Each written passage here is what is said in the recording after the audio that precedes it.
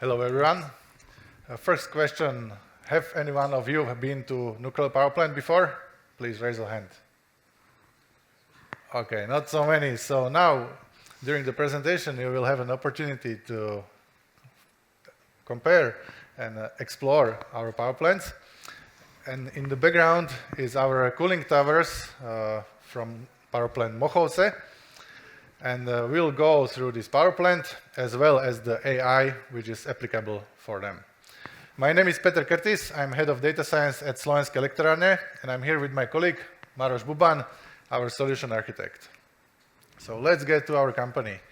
As you may know, Slovenské elektrárne is a main electricity producer in Slovakia, and we are one of few European companies with zero carbon emission producing electricity, covering around 60% of Slovak power plant energy through nuclear power plants. We have 2 nuclear sites in Jaslovské Bohunice and Mochose and 31 water power plants. We have a data science team in our company, and we are covering implementation projects of AI, both in nuclear power plants and in water power plants.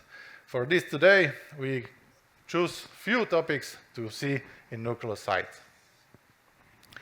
At the background, you could see a bird's eye view of our plant in Jaslovské Bohunice.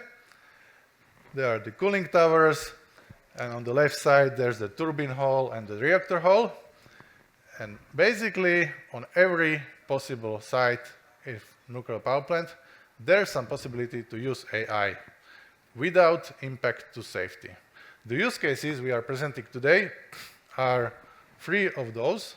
The first 3 were presented during the morning.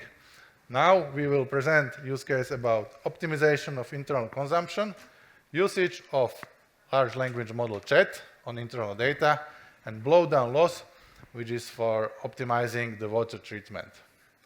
So let's deep dive into few of these use cases. The first one may be the most interesting and most related to the AI in the general meaning, large language model. During 6 months in 2023, we started the project, and after 6 months, we created prototype for documentation and internal chatbot on this documentation. And we covered 8 topics, and now we are building more topics to cover. And we use this in-house solution. On the left side, you could see an entry screen where the user, every employee of our plants, which are around 4,000, could enter and ask any question on internal documentation. Behind, there's some index database, which will be described later. The same application looks like this, simple chatbot, as you may know. We have 8 topics, as mentioned. We decided to do this solution internally to have full access and control on the data, as some of them are sensible. And now we are also educating our users and employees to validate and verify the possible answers. If someone is asking the chatbot, he always has to wait to validate if the answer is correct. So with each answer, we provide the resources, links to the documentation when they could check what's behind the answer. At the back end, there is a 2-stage search engine with inclusion of SQL database, and we built in-house front end as well as back end. And by insourcing this solution, we have also opportunity to have full control on cost management, as each question costs something. So far, the users see seamless login page on single sign-on in the backend, and we are experiencing about 20% of the employees actively using this solution every month. In the future, we are exploring more rack option and use our own index database. Now I would give a word to my colleague, which would describe some details of the architecture. Thank you. For our company chatbot, we are using a standard RAG approach. Data are collected in standard vector databases like Azure AI Search for unstructured data and SQL databases for structured data. We are also using various of large language models at this solution. As you can see on the picture, we are using multi-agent architecture. Firstly, when question agent, when user asks the question, then question agent is responsible for transfer this question in a way that selector agent can better understood and also is responsible for maintaining user context. Now, selector agent is responsible for decision which of our domain expert agents is based on the question more suitable for suitable for the answer the question. We are using various of agents this solution, like service desk agent, documentation agent, intranet agent, and so on. These agents generate their responses, and finally, summarization agent prepare the final answer. This solution provides to us better accuracy, and also is for user is more comfortable. For better monitoring of whole process and visibility of entire process, we are using prompt flow framework. Application is written in Python, backend of application, and frontend in JavaScript. Data quality of responses is periodically evaluated with RAG evaluators. That's all from me. Thank you. Let's go to another use case. Here are our cooling towers, and from those, what's going up from them, it's something like aerosol, like steam. It's a water evaporating, very clean water. This water is used for securing the safe operation of power plant, and we need to keep the reactor cool and to get the heat to the turbines. And there are around 3,000 tons of water evaporating every hour in this power plant. And where do we get this water from? From some river or lake, which you can see behind. To use the water in the power plant, you need to clear it properly and treat with several steps and several processes. And you could imagine there's some optimal way of treating this water, and it's called the blown down loss, like creating more clear water and resting some of the concentration of the sulfides or nitrates in the water. So during past years, we collected the data, we performed several data quality checks, and we created a report prototype. And now, from this year, we start actively using optimal computation model for optimal number or concentration of blowdown loss for the water treatment. By this use case, we are predicting every 12 hours the optimal concentration and the blowdown loss, which is on here. It displays around 493 cubic water per hour, which should go away during next 12 hours. And we are dealing and propagating this information to the engineers, which are setting up the proper asset. Before, there were these blue dots, which were measurements of concentration of salts and sulfides. By using this solution, you could see that the predicted and measured concentration is more stable. And we have computed that by using this solution, we could save around 50,000 euros per year by saving costs for the water and for the water treatment. The final report is produced and propagated in Power BI, where the operator reacts, and they also have some training. We created proper documentation. In the future, we are planning to shorten the prediction interval to every 6 hours, but as you can imagine, it's a nuclear facility, and every paperwork needs to be done, so we are a few months ahead to have everything registered and corrected and put it into the right processes. What's behind? Maros shows. Thank you. For this use case, all data are concentrated and collected with ETL tool Azure Synapse Analytics. This service provides us transfer this data to Azure Databricks service. In this solution, we are using various of data, for example, weather forecast from Meteo Blue portal, Hron River water predictions from Slovak Meteo portal, and some operational data like flows and temperatures of circulation cooling water. We have also some manual inputs data from our operators, like concentration of salts in water. And these data are collected to Microsoft SharePoint service, and after that, these data are automatically transferred with Azure Logic Apps to Databricks. Databricks service is responsible for density calculation, and finally, data are prepared for end users, for operators in Power BI service. Entire process is done 2 times per day, fully automatically in batches. Thank you. Okay, now we are moving to our third, last but not least use case, which is an internal consumption optimization. Here you could see some PID documentation. Our power plants are around 40 years old, and these are the curves which describes the expected power consumption of large water power pumps with huge impellers, which are forcing the cooling water to run through the cooling towers. So you could see this is everything what we have, and we need to something like reverse engineer and find at what angle of the blade what is the expected power consumption. And we created a model and measured data for 1 year to create a prediction model, what is the optimal consumption and what is the optimal impeller blade angle for these large water pumps. These pumps consume around 4 megawatts each. So we have 4 of these pumps, so that's around 20 megawatts per hour. And by optimal rotation of the blades, we are able to save around half megawatts during the specific conditions when they are met.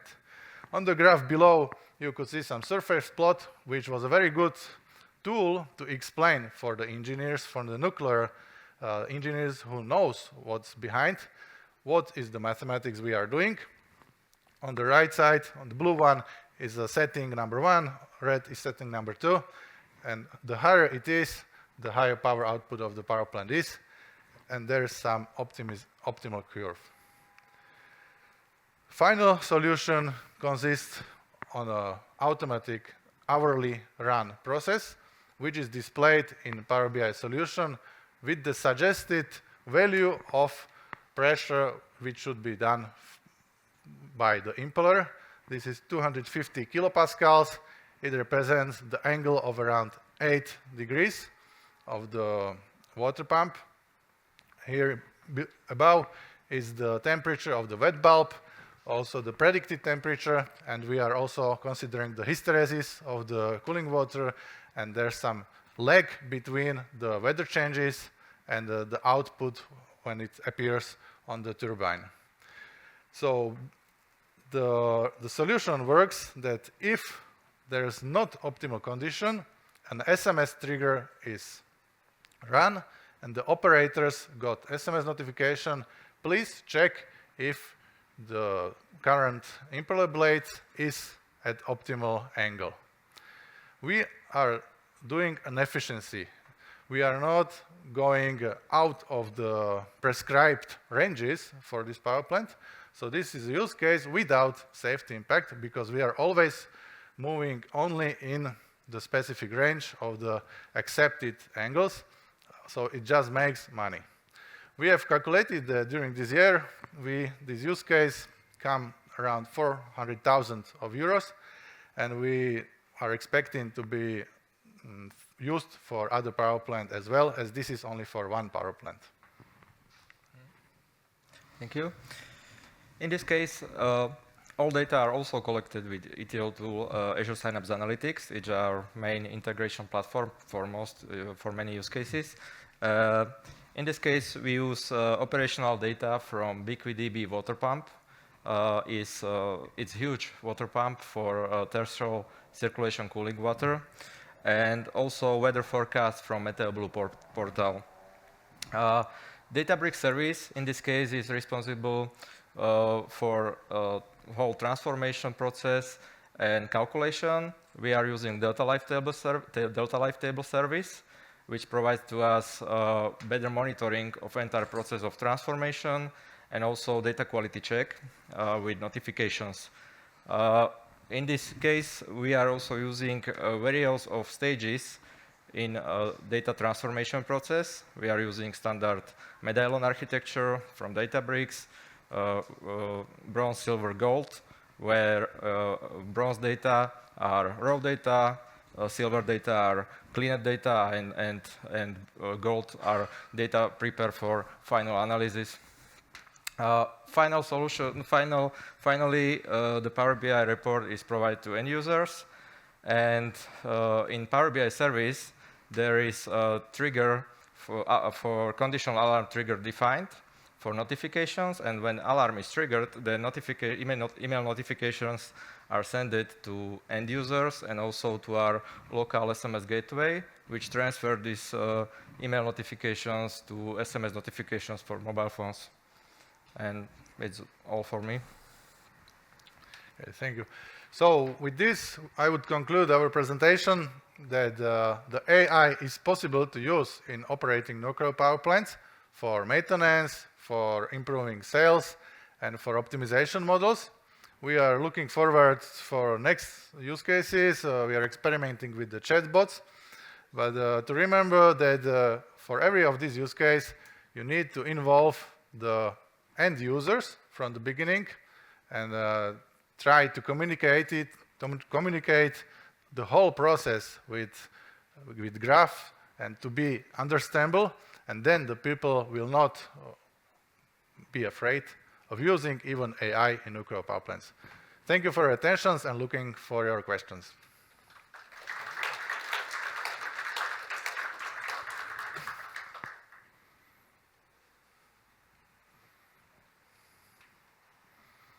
Hello.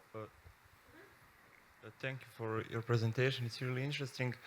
I study control engineering and Faculty of Technical Science in Novi Sad, and we discussed that question about rotation angle, but for some other, for example, for helicopter or some drones.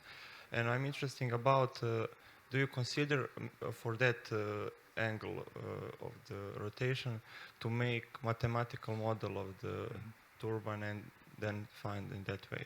Okay. No, for this part of the rotation, we use just the settings. We reverse engineered the expected power output, and we took it as granted. The AI part was just to setting up the experiment to validate the measures if the setting is all right. And we also tried to create several prediction models, regressions or neural networks. But in the final solution, which I haven't mentioned, there's only simple rule table which is used for this solution. So sometimes the AI looks intelligent and the proper mathematics and simple ruling agent is enough. However, we find this only after we created a lot of machine learning models. And for me, it was a good experience because from that point, we always try to keep it simple as much as possible and not to overkill with AI everything.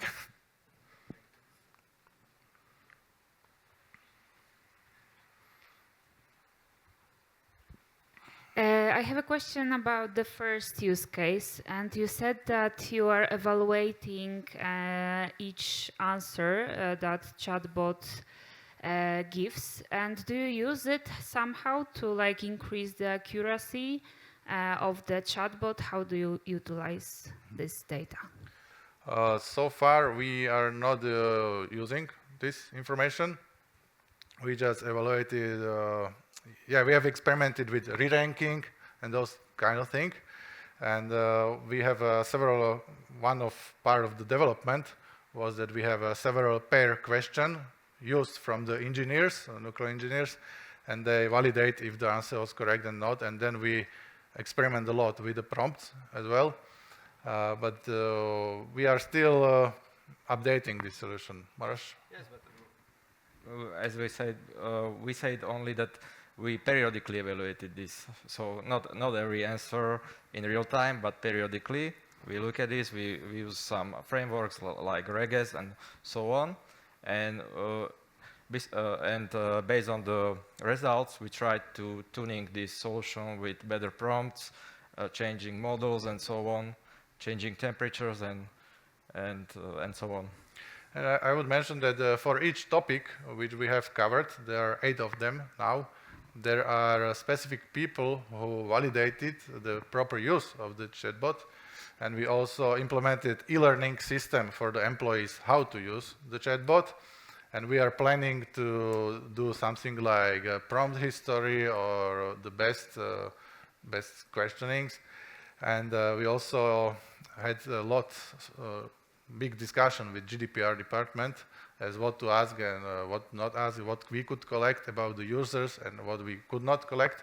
And one of them was that we could not collect the user with the question what he's asking. So the evaluation was done personally with the responsible department for the topic area directly.